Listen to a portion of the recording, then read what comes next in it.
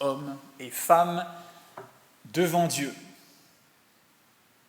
On se rappelle d'abord, avant d'aller plus loin, que vous vous tenez devant Dieu ce matin, pas devant simplement un homme qui va vous parler, mais si nous regardons plus haut, on voit peut-être la menuiserie, un plafond, mais on se souvient qu'au-dessus encore, même si on sait que ce n'est pas dans le ciel, mais dans un monde invisible, nous sommes devant Dieu et nous nous tenons devant lui, dans le monde, dans son Église, hommes et femmes devant Dieu. Connaissez-vous le mythe des androgynes? Pour ceux qui aiment la littérature antique, eh bien ça se trouve dans un livre de Platon appelé Le Banquet. Dans le 11e discours, il y a un personnage ici qui affirme qu'à l'origine, il y avait une catégorie d'êtres humains qu'on appelait les androgynes. Alors ils ne ressemblent pas à ce qui est sur l'illustration ici, mais c'était des êtres qui étaient à la fois mâles et femelles. Et puis, comme ils étaient à la fois mâles et femelles, ils possédaient une force extraordinaire. Ils avaient tous les pouvoirs. Si bien qu'un jour, ils se sont attaqués aux dieux. C'est de la mythologie, avec tout le panthéon, tout le chef des dieux, qui s'appelle Zeus, pour vous rappeler quelques souvenirs. Zeus, en voyant cette attaque d'un être humain tout-puissant, a décidé de les punir. Et comment est-ce qu'il les a punis? Eh bien, on peut le deviner dans cette illustration. Il les a coupés en deux. Et la punition, c'était de mettre les mâles d'un côté et les femelles de l'autre. Les hommes d'un côté et les femmes de l'autre. Punition des dieux parce que l'être humain était trop puissant. Et donc, ces êtres humains ne sont devenus alors que des moitiés d'êtres humains, soit hommes, soit femmes.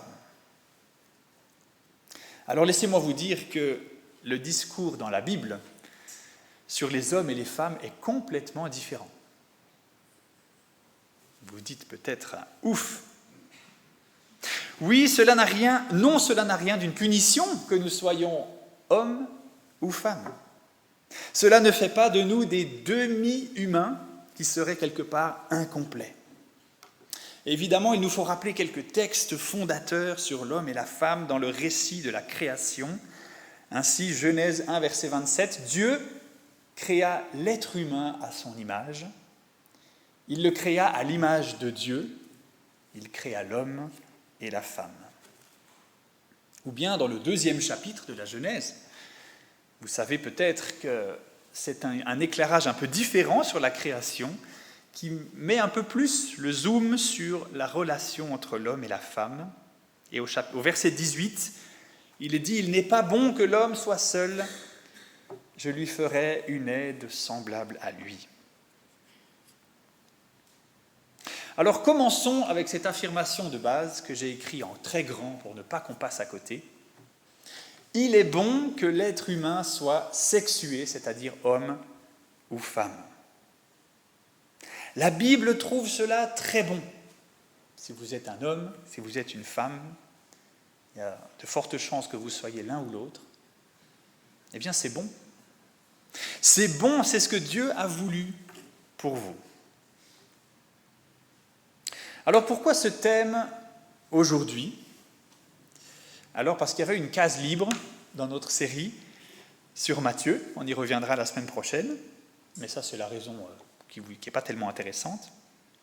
Mais je crois que ce thème aujourd'hui est grandement re-questionné. Les chrétiens sont accusés aujourd'hui, sur ce terrain-là, par exemple, de défendre le patriarcat, la soumission des femmes. Les chrétiens sont accusés aussi de naturalisme, c'est-à-dire on ne voit que la nature, le créé, de transphobie, de la peur de la question du transgenre. Et aussi parce que je remarque que les chrétiens ont peur de ce que j'ai mis entre guillemets la théorie du genre. En entendant ici ou là des conversations parmi nous ou ailleurs, je remarque que c'est là un grand épouvantail qui effraie tous les chrétiens. Comme un bulldozer qui voudrait détruire la notion d'homme et de femme. Et nous y reviendrons un petit peu tout à l'heure. Mais les chrétiens sont questionnés sur cette question, et peut-être que ce matin, nous pourrons, en ouvrant la Bible, en réfléchissant à quelques notions, nous pourrons nous aussi peut-être avoir des réponses à donner à ceux qui nous mettent sur le banc des accusés. J'ai deux questions dans cette première partie qui sont posées aux chrétiens. Il y en aurait beaucoup d'autres. On n'a pas 3 heures devant nous pour un séminaire sur cette question. Alors j'ai sélectionné un petit peu 2 questions. La première, c'est celle-ci. Les relations hommes-femmes sont-elles, pardon pour la faute d'orthographe, sont-elles à la racine de tous les maux ? Car en effet, on voit dans le monde cette pensée que si les êtres humains étaient plus égaux entre hommes et femmes, si les hommes respectaient plus les femmes, si les femmes avaient autant de droits que les hommes, si les hommes savaient encore être des hommes, si cette différence n'existait plus peut-être, alors notre monde irait mieux. Et c'est le discours de plusieurs personnes qui nous disent que si le monde va mal, c'est parce que les hommes et les femmes n'arrivent pas à bien s'entendre.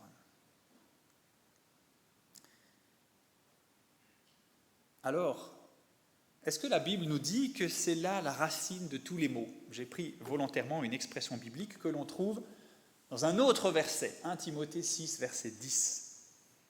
Qu'est-ce qui nous est dit là ? C'est l'amour de l'argent qui est la racine de tous les maux. Alors on pourrait commenter ce verset, je ne vais pas le faire maintenant. Peut-être qu'avec l'argent, on peut tout acheter, presque tout. Et c'est ainsi que les désirs de notre cœur peuvent se porter vers l'argent qui ensuite sont la racine de tous les maux. Mais pour d'autres, ce sont des relations distordues entre les hommes et les femmes qui sont à l'origine de tout ce qui ne va pas sur la planète. Et en écoutant certains discours radicaux actuels, on en entend peut-être, vous en entendez, on peut comprendre que pour ces personnes, ça irait mieux si on réglait cette question-là d'hommes et femmes. Alors il y a 2 voies.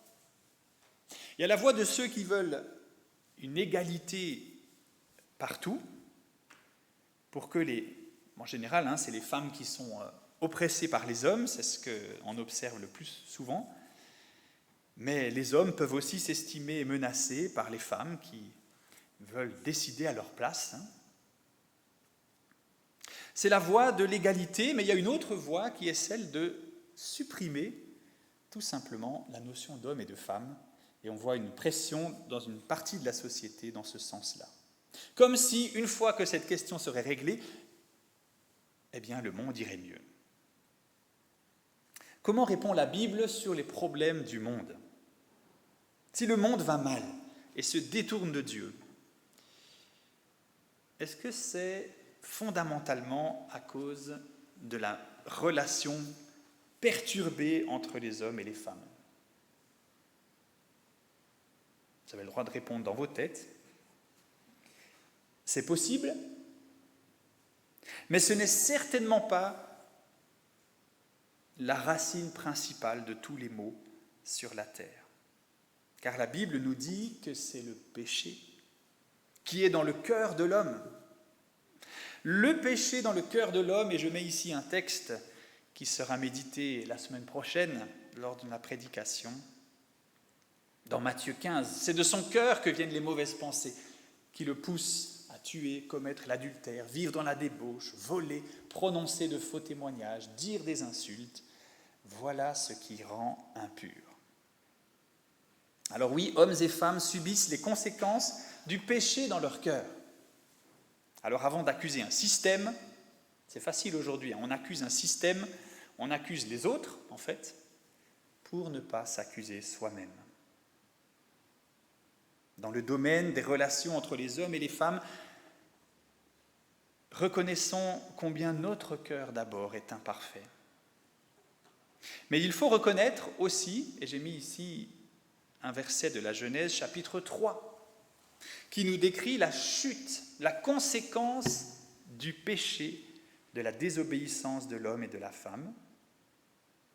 La conséquence, ce sont des relations effectivement distordues, effectivement perturbées.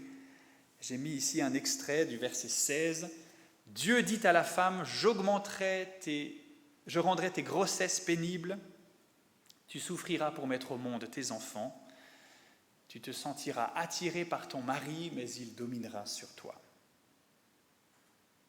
Et ce déséquilibre, c'est peut-être celui que nous observons aussi bien souvent aujourd'hui. Ce n'est pas ce que Dieu a voulu. Dieu n'a pas voulu que la relation entre les hommes et les femmes soit tellement compliquée qu'on invente un livre qui s'appelle « Les hommes viennent de Mars et les femmes viennent de Vénus ». Tellement on fait partie de deux mondes différents. Oui, il y a un déséquilibre qui apparaît à la chute. Oui, il y a des choses perturbées, il y a une domination, des désirs inassouvis et une frustration dans la relation entre les hommes et les femmes. Pas simplement dans un couple, mais en général dans la société. Et même dans la Bible, après ce récit de la chute, dans le livre de la Genèse, on voit apparaître très rapidement que les relations entre les hommes et les femmes seront très compliquées. On voit de la violence, de la polygamie, de la tromperie, de l'adultère, de l'inceste, de la trahison. Souvenons-nous que Dieu n'a pas voulu cela et que s'il y a effectivement des difficultés dans le monde entre les hommes et les femmes, c'est la conséquence de la chute et peut-être en premier dans mon cœur. Deuxième question, la Bible défend-elle un modèle patriarcal ? Qu'est-ce que c'est le patriarcat ? C'est un mot qu'on entend parfois comme un gros mot, décrié par certains comme quelque chose de très abusif, et c'est le cas. Le patriarcat, c'est un modèle de société qui, dans sa forme la plus extrême, donne toute la place à l'homme, au père, au garçon, au détriment de la femme qui doit rester à la maison, s'occuper des enfants, se soumettre aveuglément à son mari, ne pas ouvrir la bouche, etc. Alors certains croient repérer cela dans la Bible. Qu'en pensez-vous ? La Bible défend-elle un modèle patriarcal ? Il faut reconnaître que parfois la femme est considérée comme une propriété, presque mise au rang des objets. Ainsi, par exemple, le 10e commandement, « Tu ne convoiteras pas la femme de ton prochain, sa maison, son âne, son bœuf. » Pas très valorisant d'appartenir à cette liste dans cet ordre-là. Mais observons qu'à plusieurs reprises, la loi de Moïse prend le contre-pied du patriarcat ambiant. Plusieurs lois sont énoncées en considérant de la même manière les hommes et les femmes. Et c'est précisé, hommes et femmes. Il y aurait de nombreux exemples à citer, je ne le fais pas maintenant. Mais ce qui est important à mentionner, ce que j'ai mis sur ces diapos, c'est que Dieu se révèle dans une histoire, dans une culture donnée. Le Christ, lui aussi, s'incarne dans une culture, la culture du peuple juif du 1er siècle de notre ère. Alors parfois, oui, la femme a une place marginale, mais la loi prend le contre-pied du patriarcat ambiant à plusieurs occasions. La femme a une vraie place dans l'Ancien Testament comme dans le Nouveau Testament. On pense à plusieurs femmes de la Bible, c'est sûr qu'il y en a moins que des hommes, mais il y a de vraies femmes de valeur qui ne sont pas juste 2 ou 3. Jésus avait dans son groupe des disciples aussi des femmes. On pense au rôle donné aux femmes lors de la résurrection, si bien que leur parole a été mise de côté, mais comment vous pouvez dire qu'il est ressuscité, que le tombeau est vide, et peut-être que parce que vous êtes des femmes, on a du mal à vous croire.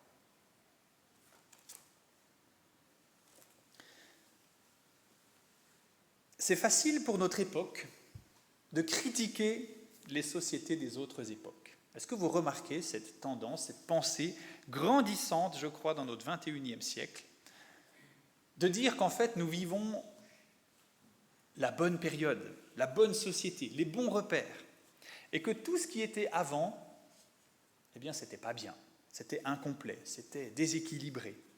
Et on a là une pensée très forte, je crois, dans notre société qui nous dit, mais nous avons les bons repères, alors que nos prédécesseurs, que ce soit il y a 50 ans, il y a un siècle ou il y a 2 millénaires, eh bien, avaient tout faux. Alors c'est facile de critiquer les sociétés des autres époques pour nous réconforter, mais souvenons-nous que Dieu s'est révélé dans une histoire et le Christ s'est incarné dans une culture qui, en effet, possédait des aspects patriarcaux, et même s'il y avait aussi quelques aspects matriarcaux qui existaient aussi. On accuse l'apôtre Paul parfois d'être misogyne, c'est-à-dire qu'il n'aime pas les femmes. Avec une certaine interprétation qui ôterait à la femme toute place dans la société et surtout dans l'Église, qui est censée être le modèle du royaume de Dieu. Effectivement, on peut donner raison à ceux qui pensent que le message biblique promeut le patriarcat, quand on interprète les textes bibliques pour balayer complètement la femme du champ de vision. Oui, là, avec ces interprétations-là, eh bien, on peut reconnaître que certains chrétiens véhiculent ce modèle-là. Mais les textes bibliques ne nous conduisent pas du tout dans ce sens-là. Même pour ceux qui restent hésitants à confier des responsabilités aux femmes dans l'Église, c'est une question débattue parmi les chrétiens. S'ils interprètent la Bible sérieusement, je crois que même là, il ne s'agit pas de misogynie, ni de défendre un modèle patriarcal. J'ai lu un autre argument que j'ai mis à la fin de cette diapo, le christianisme des premiers siècles.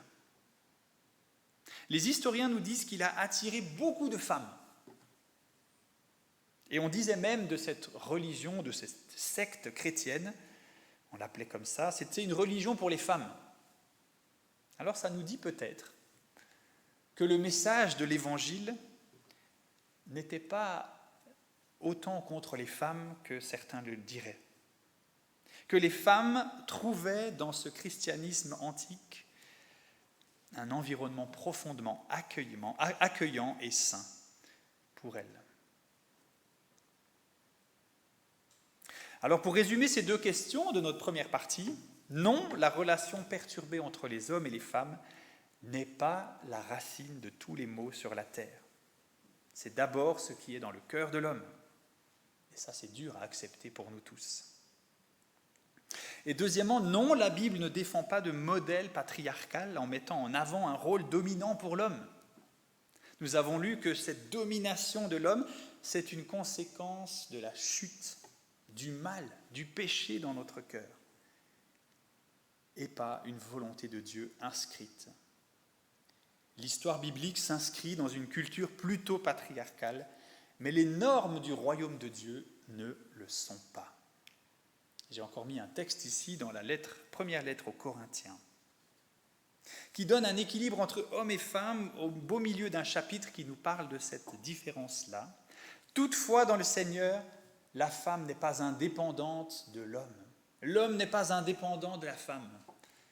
Car de même que la femme a été créée à partir de l'homme, de même l'homme naît de la femme et tout vient de Dieu. Ça, c'est une bonne nouvelle pour nous, hommes et femmes qui voulons vivre en bonne communion. Nous dépendons les uns des autres. Nos deux humanités sont imbriquées dans toute l'histoire. Hommes et femmes devant Dieu, c'est bon, c'est un privilège, c'est une grâce d'avoir ainsi été créés. Alors il y aurait beaucoup de choses à dire, mais je m'arrête sur ces deux questions, je vous l'ai dit, j'en ai sélectionné seulement deux, pour aborder notre deuxième partie, que j'ai intitulée « La menace du genre ». La menace du genre, il me semble qu'il est important aussi de comprendre ce qui se passe et de garder nos repères dans la parole de Dieu. Alors le mot genre est plutôt récent dans l'histoire occidentale, dans notre vocabulaire. Dans les années 50, une certaine Judith Butler, ça n'a peut-être rien à voir avec nos amis Butler ici, a beaucoup réfléchi à ces questions-là. Dans les années 50, on s'est intéressé à l'étude sur les personnes avec des malformations. Ces personnes qui avaient des malformations anatomiques où le sexe d'un enfant était ambigu au vu de son anatomie, eh bien on leur assignait un sexe. On leur disait, on va dire que c'est un garçon, ou bien c'est une fille. Et ensuite, l'éducation faisait le reste pour construire l'identité sexuée de cette personne. Et plusieurs spécialistes ont étudié ces phénomènes-là, et cela a montré que pour faire un garçon ou une fille, eh bien, la part éducative et culturelle et sociologique était non négligeable. Même si peut-être il s'agissait d'un garçon, le fait d'avoir dit c'est une fille, c'est une personne qui s'est construite en tant que fille, souvent en utilisant des stéréotypes de genre. Pour citer les plus classiques, les garçons jouent aux petits soldats et les filles jouent à la poupée. Eh bien, ces gens ont remarqué que les personnes devenaient ce à quoi ils avaient été assignés à la naissance, en tout cas en grande partie. Et à partir de là, de plus en plus, la société s'est mise à dissocier le sexe et le genre. Comprenez, si le genre, c'est-à-dire mon identité sexuée dans la société, se construit par mon éducation, par ce qu'on me dit de faire, par les stéréotypes de la société, alors on pourrait le dissocier du sexe que l'on reçoit à la naissance. Et de plus en plus, eh bien, cette différence, cette dissociation s'est intensifiée. Et cela donne aujourd'hui des phrases qui ressemblent à cela. Je peux ressentir mon genre en phase avec mon sexe assigné à la naissance. Je suis cisgenre. Ça veut dire que je suis à l'aise à l'intérieur de mon genre. Je peux ressentir une identité de genre opposée à mon sexe assigné à la naissance. Et dans ce cas-là, je m'identifie comme transgenre. Trans, c'est franchir une frontière, transfrontalier ou bien transgresser. Cette racine trans nous dit qu'on va franchir une frontière, quand on ne va pas se reconnaître dans le sexe assigné à la naissance. Ou bien, troisièmement, et c'est aussi une notion qui prend de l'importance, je peux ressentir une identité de genre plutôt floue. Certains parlent de fluidité. Je suis non-genré. Et là aussi, plusieurs pressions existent dans le monde aujourd'hui, surtout occidental, pour avoir, vous savez, une troisième case dans nos formulaires administratifs. Vous êtes un homme, vous êtes une femme, ou bien ne se prononce pas, ou non-genré. Alors, j'aimerais encore dire que beaucoup parlent de théorie du genre, mais je crois qu'il n'existe pas une théorie du genre. Ce n'est pas une théorie, comme la théorie de la relativité d'Einstein, ou la théorie de l'évolution de Darwin, ou toutes sortes de théories qui existent. Ce sont des systèmes bien construits, mais il n'y a pas une théorie du genre. Des fois, on entend des gens qui disent « Ouais, mais il y a la théorie du genre. » Mais en fait, qu'est-ce que c'est la théorie du genre? Personne ne sait, puisque ça n'existe pas. On peut parler plutôt d'idéologie liée aux questions du genre.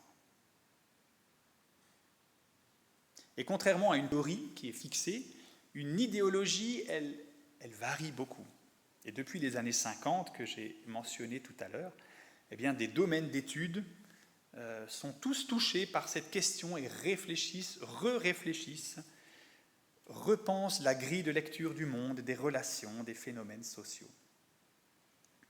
Donc plutôt qu'une théorie du genre où on ne saurait pas ce qu'il y a dedans, eh bien, il y a bien une idéologie du genre que l'on observe. Alors j'aimerais vous parler de 3 formes concrètes que peut prendre aujourd'hui cette idéologie et peut-être tenter une ou deux réponses avec notre point de vue chrétien.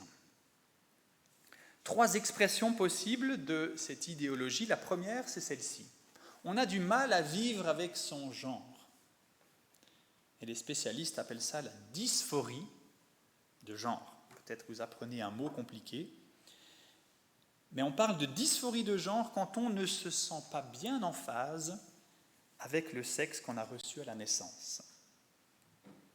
C'est un mot même qui est assez fort, ça veut dire que c'est une détresse. Ce n'est pas juste un petit sentiment, c'est une profonde détresse. La personne va s'identifier fortement et durablement à l'autre genre, celui qui ne lui a pas été assigné à sa naissance. La personne se sent inconfortable par rapport à son sexe et ne se retrouve pas du tout dans l'identité de rôle qui lui correspond. En fait, une personne souffrant de dysphorie de genre va pouvoir dire c'est un accident biologique dans lequel je me trouve. Je suis enfermé dans le mauvais corps. Dysphorie de genre, une souffrance vécue par plusieurs. En tant que chrétien, on peut peut-être nous aussi éprouver un certain mal-être à être un homme ou une femme. C'est possible que tout à coup nous soyons en décalage avec cela, avec certains idéaux masculins ou féminins que nous avons reçus de notre éducation. Il nous faut reconnaître que nous avons tous quelque part aussi une part en nous du sexe opposé. Nous avons tous un petit peu de féminin, un petit peu de masculin si nous sommes une femme ou un homme. Mais c'est un mal-être que nous pouvons essayer de comprendre, en tout cas essayer de comprendre la souffrance des personnes qui souffrent de cette dysphorie de genre. Un ami dit souvent sur cette question, on n'est pas à la place des autres. Et la souffrance peut être réelle, et qui je suis, moi, pour juger une souffrance ressentie par quelqu'un d'autre? Alors peut-être y a-t-il de la place ici pour les chrétiens pour essayer de comprendre ou de compatir à certaines formes de souffrance liées à la dysphorie de genre. Ça, c'est la première expression de l'idéologie du genre qui traverse notre société. La deuxième, c'est qu'on va pouvoir choisir son genre. C'est une étape supplémentaire par rapport à des gens qui souffrent de dysphorie. Eh bien, ils peuvent soit essayer de vivre bon an, mal an avec ce mal-être, soit essayer de se reconstruire une identité de genre. Si vous achetez un terrain avec une vieille maison dessus et que vous voulez reconstruire votre belle maison, qu'est-ce qu'il faut faire d'abord? Il faut détruire la vieille maison. Pour reconstruire, il faut d'abord déconstruire. Et là, c'est un mot très à la mode aussi, une expression très forte de la pensée courante. Je suis qui je veux. C'est à moi de dire qui je suis. Mon corps, ma vie m'appartiennent. Je me définis moi-même. Je me reconstruis mon identité. C'est l'histoire d'un petit garçon de 8 ans qui va voir sa maman et qui lui dit « Maman, est-ce que je peux avoir une cigarette ?»« Mais non, tu n'as que 8 ans. »« Maman, est-ce que je peux avoir une bière ?»« Mais non, tu n'as que 8 ans. »« Maman, est-ce que je peux conduire ta voiture ?»« Ben non, tu n'as que 8 ans. »« Maman, est-ce que je peux devenir une fille ?»« Mais oui, bien sûr. Toi seul peux décider ce qui est bon pour toi-même. »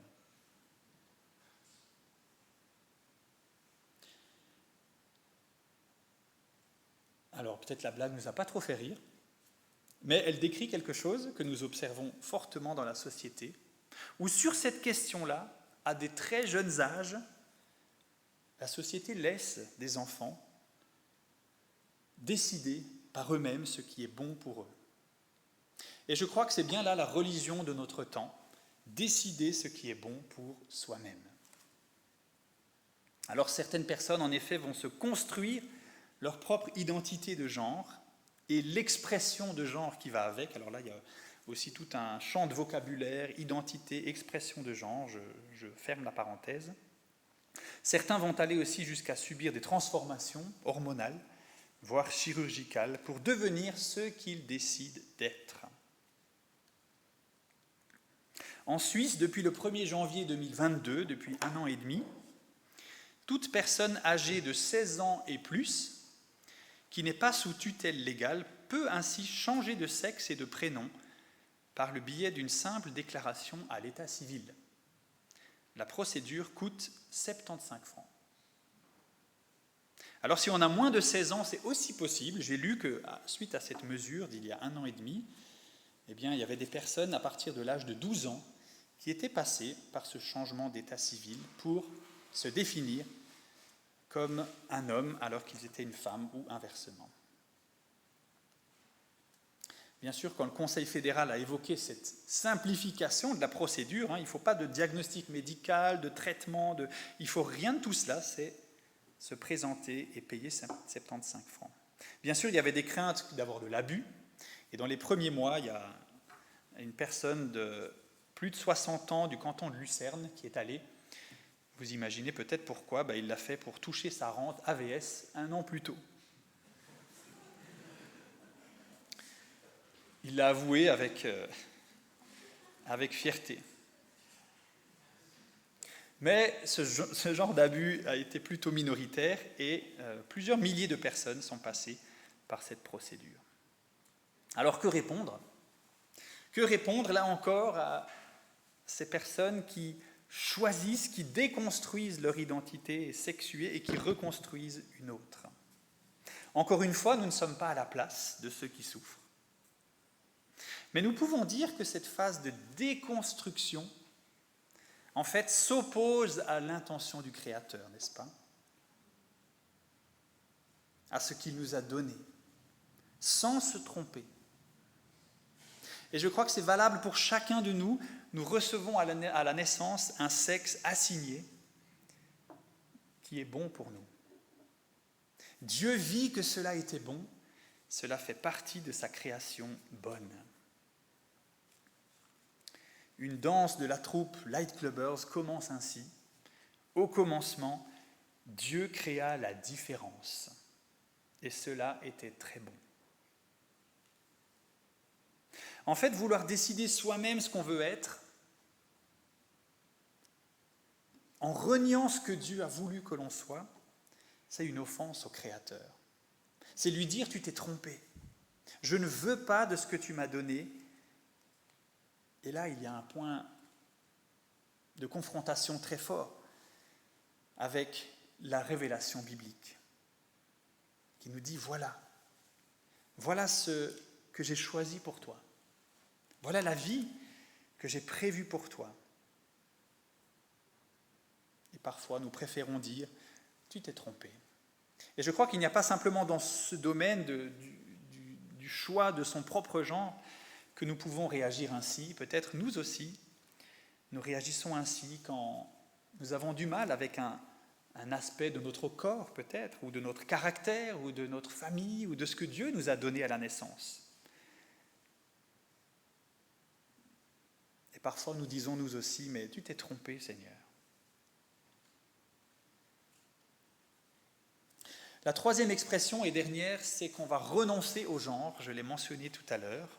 Chez certains, il y a ce désir de plus en plus nombreux de s'affranchir d'un genre.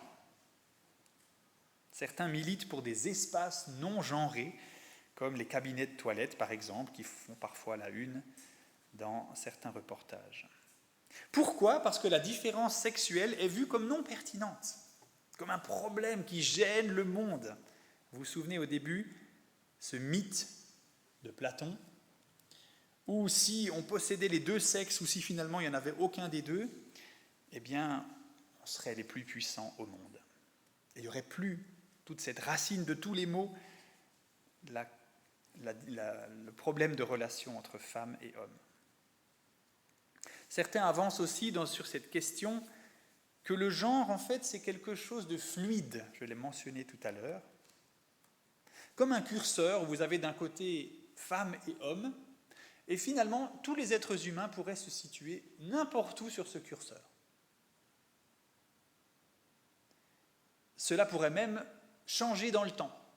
À un moment dans ma vie, je suis là, à un autre moment, je serai là, et puis peut-être au milieu. Et puis, le genre serait quelque chose de fluide. Là encore, dans la parole de Dieu, nous avons du mal à voir cette fluidité revendiquée par certains. Dieu créa l'être humain, il le créa homme et femme. Ça ne veut pas dire qu'il le créa homme et femme dans la même personne, hein. Il faut bien interpréter le texte. Il le créa homme d'une part et femme d'autre part. J'ai une citation là d'une mairesse en France qui s'appelle Marie Co. Elle est mairesse d'un village depuis 2020, médiatisée comme la première mairesse transgenre. C'était un homme qui est devenu une femme. Et elle dit, dans une interview, « L'essentiel n'est pas de savoir si vous êtes un homme ou une femme, l'essentiel est de savoir qui vous êtes. » Que pensons-nous de cette affirmation ? En lisant aussi l'affirmation de l'apôtre Paul, qui nous dit « Il n'y a plus ni juif ni grec, il n'y a plus ni esclave ni libre, il n'y a plus ni homme ni femme, car tous, vous êtes un en Jésus-Christ. » Est-ce que ce verset, sous la plume de l'apôtre Paul, irait dans le sens du non-binaire, du non-genré, de la fin de la différenciation entre femme et homme ? Alors ce n'est pas ce que le texte dit. Le texte parle du salut en Jésus-Christ et affirme qu'il n'y a aucune différence entre ces différentes catégories qui sont mentionnées pour recevoir la justification, l'adoption, le salut de Dieu. Ce n'est pas parce qu'on est un juif qu'on a plus de privilèges pour acquérir le salut qu'un grec. Ce n'est pas parce qu'on est esclave qu'on serait défavorisé par rapport à une personne libre. Ce n'est pas parce qu'on est un homme ou une femme qu'on aurait un accès différent au salut de Dieu. Au ciel, nous conserverons notre identité sexuelle, des hommes et des femmes. Nous ne serons pas des personnes complètement différentes qui n'ont rien à voir avec notre réalité terrestre, mais les relations seront différentes. Et Jésus, un jour, à une question, a répondu ce que je vous ai marqué sur Matthieu 22, verset 30. « À la résurrection, les hommes ne prendront pas de femmes, ni les femmes de Marie, mais ils seront comme les anges de Dieu dans le ciel. » Jésus ne dit pas qu'au ciel, il n'y a plus d'hommes et de femmes, mais que leurs relations seront complètement différentes et surtout restaurées. Au ciel, il y aura des hommes et des femmes, leur relation sera rendue parfaite, elle ne sera plus polluée et brouillée par les effets de la chute. Alors oui, la réalité dans le royaume de Dieu, selon Galates 3, 28, il n'y a plus ni homme ni femme. Ça ne veut pas dire que c'est une différence à balayer et à combattre, mais cela veut dire que nous tous, hommes et femmes, nous avons accès au même Sauveur. Reconnaissons quand même une certaine vérité dans cette parole que je vous remets à l'écran de cette mairesse. L'essentiel n'est pas de savoir si vous êtes un homme ou une femme, l'essentiel est de savoir qui vous êtes. Il y a quand même une certaine vérité que nous pouvons voir là en observant le récit de la création. Avant d'être un homme ou une femme, nous sommes un être humain. J'ai cité ici le théologien Henri Blocher, je l'ai déjà un peu reparaphrasé parce que parfois c'est compliqué à comprendre. L'accent mis dans le récit de la création sur la co-humanité relativise la différenciation. Mâle et femelle ne sera jamais qu'une vérité seconde sur l'être humain. Et je crois qu'il y a là un aspect de la révélation forte de Dieu. Il crée l'être humain. Il l'a créé avec une différence qui est bonne, homme ou femme, mais d'abord, nous sommes des êtres humains. Un jour, Jésus a parlé du royaume de Dieu à une femme dans le pays de Samarie. Il n'a pas regardé d'abord à son genre, mais il lui a présenté l'Évangile comme à un être humain qui avait besoin d'un sauveur. Et j'ai mis ici la réaction des disciples quand ils sont venus. Eux, ils se sont arrêtés sur la question du genre. Arrivèrent les disciples et ils furent étonnés de le voir parler avec une femme. C'est ça qui a retenu l'attention des disciples. Et pourtant, aucun d'eux ne demanda « Que lui veux-tu ? De quoi parles-tu avec elle ?» Comprenez cette préoccupation de Jésus, qu'il me semble qu'il était bon de rappeler. Nous sommes tous d'abord des êtres humains. Et en voyant toute la confusion qu'il peut y avoir autour de l'identité de genre, il est peut-être bon aussi de nous rappeler que nous avons toujours en face de nous un être humain. Un être humain qui parfois peut-être prend d'autres repères que celui que le Père, que Dieu a donné dans sa vie. Être humain que nous sommes aussi et qui choisissons parfois aussi d'autres chemins regrettables. C'est toute l'humanité qui porte l'image de Dieu. Alors je conclus avec ces quelques mots. Ainsi, agissons en plein respect, en tant qu'hommes et femmes, envers notre identité de genre, celle que le Seigneur, chérissons-la comme une richesse voulue par Dieu dans sa création et dans son royaume. Soyons complémentaires au service de Dieu dans ce qui fait notre identité d'homme ou de femme, et que rien ne vienne ternir l'image de ces deux genres créés par Dieu. Amen. Merci pour votre attention. Si cela suscite d'autres interrogations, remarques en vous, eh bien, c'est toujours possible de continuer le dialogue sous une forme ou une autre. En tout cas, j'espère que nous avons pu repérer encore la beauté de ce thème dans la Bible, hommes et femmes. Il y aurait beaucoup de choses à dire, je l'ai déjà dit, mais c'est une belle différence que nous vivons ensemble dans notre Église et ailleurs. J'aimerais vous inviter